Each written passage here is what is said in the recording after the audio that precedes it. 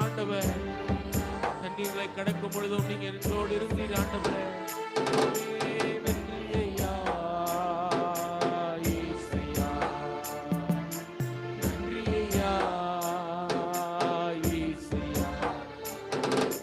கருவில் இருந்து தாங்கி வந்து